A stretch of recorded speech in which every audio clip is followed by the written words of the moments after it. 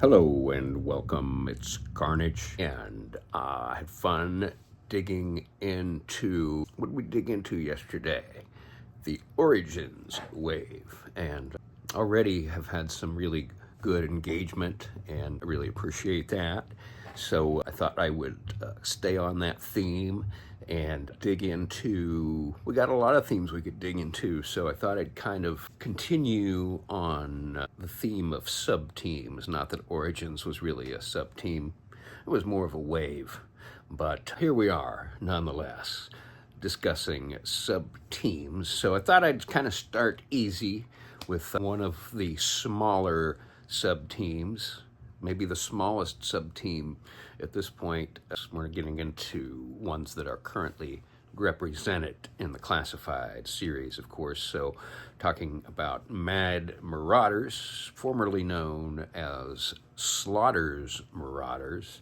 And we understand it's most likely a licensing issue that has given us that change from Mad Marauders to Slaughter's Marauders. Of course, Sergeant Slaughter is still very much a part of this sub-team, and he's the leader of the sub-team. We can extrapolate from what we know. So let's go ahead and start with the boss, although he's one of the more recent additions to the line. Here we have Sergeant Slaughter, Mad Marauders Sergeant Slaughter. He's certainly one of my favorite figures in the wave, and I was very happy with the repaint. And there was the addition of a really cool duffel bag that I have managed to get into at least one photo. I haven't really photographed that as much as I would like to. I'm sure that I will going down the line.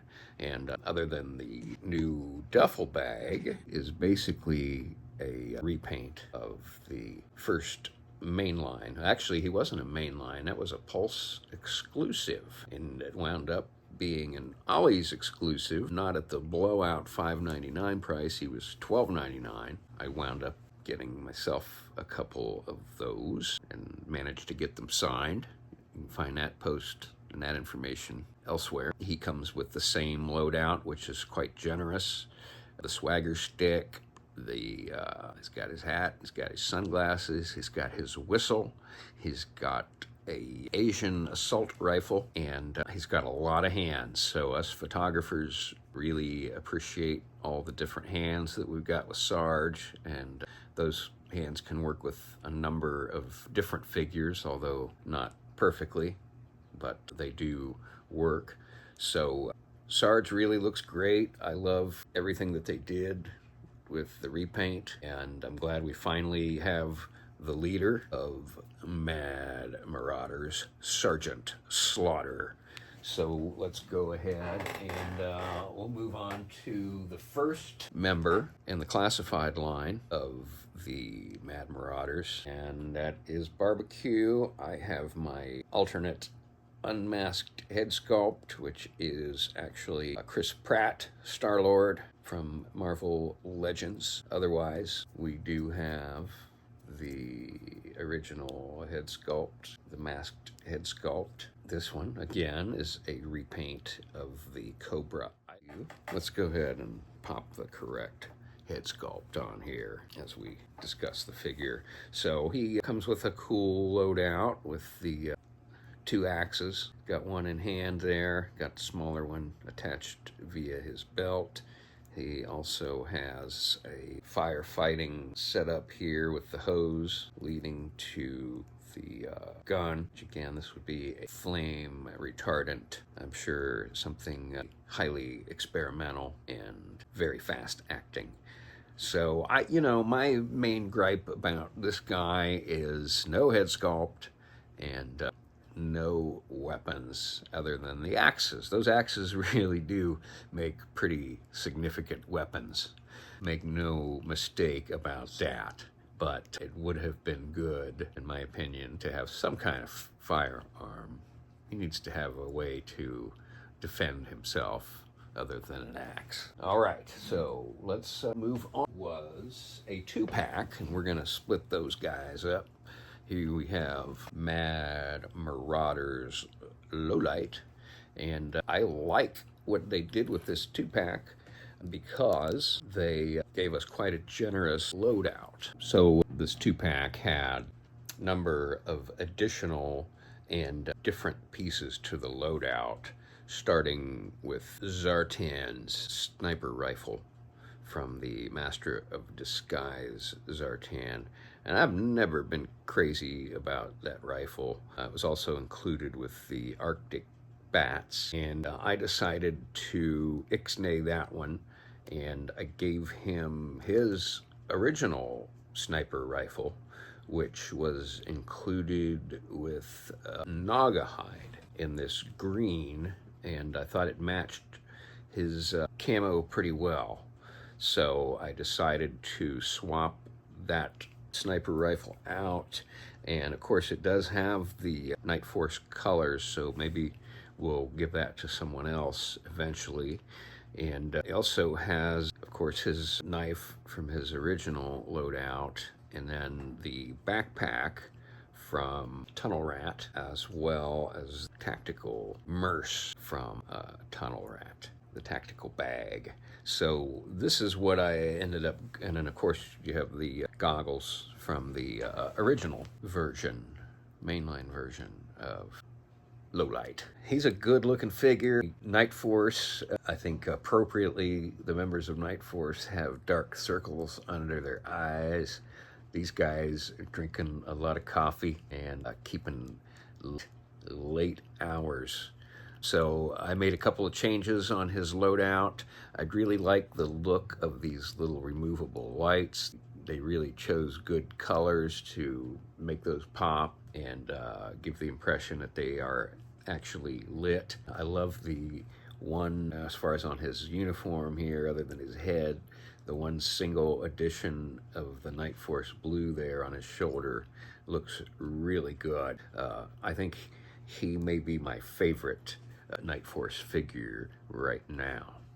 I'm talking about Spirit Iron Knife, one of the best head sculpts in the series, period, and one of the figures that came along, I'd say just about in the time after the designers abandoned the idea of updating the series and went back to more reproductions of the A Real American Hero series, moving away from updates. People did not react to the updates very well, unfortunately, but that's another discussion for another time. So like Lowlight, they made some very cool changes in his loadout, starting with the night vision goggles, and those are the goggles originally included with Tunnel Rat. Of course, they are repainted and fit pretty well. They look a little large, but normally those things do kind of fit over the head a little bit more than it's fitting tightly on the head. And then of course we see here we have Niall, who is a repaint of our eagle. Freedom is hanging out in the main line. Niall is part of Night Force. And then we see that he has his original sniper rifle, which is one of my favorites. Really like the look of that. And then we see that he has backpack, Outback's submachine gun here, as well as Outback's tactical shovel. And Spirit has the very cool pistol that is designed specifically for him with some really cool detailing. If you haven't checked that out, I suggest you pull his pistol out and take a close look at it, because it's pretty cool. And one of those details that I never really noticed until I took a photo of it and blew it up, and then noticed there are just some really cool personalized details there. So Spirit looks really great. I love the updates to his loadout. Very exciting upgrades to Spirit Iron Knife, bringing him into Night Force. So I went through the collection and I sort of looked at a couple possibilities to add to Night Force based on their color schemes. Nobody was really perfect. There's nobody who really jumps out where you go, yeah, this is the one to add to Night Force. Of course, we're not talking about Night Force. We're talking about Mad Marauders. All right, so the green is pretty darn close to what we have on Kamakura. I'm going to hold him up next to Sergeant Slaughter there. So wouldn't be out of the realm of possibilities that if they needed, look at that green, especially the lighter green, I think it's exactly the same green. So if they needed a martial arts expert or a silent weapons person, I could see bringing Kamakura in. I could see his uniform working because of, actually, look at that. You got two different greens there. The darker green is it could be the same. It may well be the same. So the greens, both of the greens are really matched very well. All he's really missing is the blue somewhere. So as I look at him, he fits really well. Not perfect, but I could certainly see Kamakura joining Mad Marauders for a mission. All right. So another one that I thought fit the bill pretty well was Shockwave. It's not exactly the same blue, and I don't even know if it's close enough. You know, I'm gonna say no on Shockwave, okay? So there probably are a couple of more greens that might work out, but I decided to draw the line there. And I'm going to say Kamakura is probably the best. But here's another one that I'm going to add for your consideration. Again, based on the blue in her uniform. It's not the same blue. It's a lighter blue. Could she work for a special mission? Could she work to bring in... I'm going to say no. All right, so our look at Mad Marauders is concluded, and my rating on the line, on the sub-team as a whole is, I'm going to give them a 9. I really like this sub-team, and I think that they will have some good, I hope that they will have some good entries going forward. We know that there are several more members who have yet to be represented in the classified format of course, there was the Sergeant Slaughter's 3-pack with Big Lob. That Slaughter's Marauders 3-pack was Taurus, Red Dog, and Mercer, and we would love to see those 3 represented in the classified series. Who knows, maybe as a 3-pack, but probably more likely as individual. Of course, Mercer is currently showing up in the new comic from Skybound, so that might indicate that he may be showing up in the series sooner than later, as they take a lot of their cues for the costume designs from Hasbro over there at Skybound. So again, that concludes our look. I guess the one figure that we might add to Mad Marauders at this point would be Kamakura, based on his outfit coloring and design. I hope you enjoyed our look at Mad Marauders, and we'll continue to take a look at different sub-teams and waves and who knows what else. I would encourage you to subscribe if you haven't already. We're doing a giveaway when we hit 700. So if you are a new subscriber or an old subscriber and you haven't got in on that giveaway, it's 3 figures. So just search in the videos and you'll find that.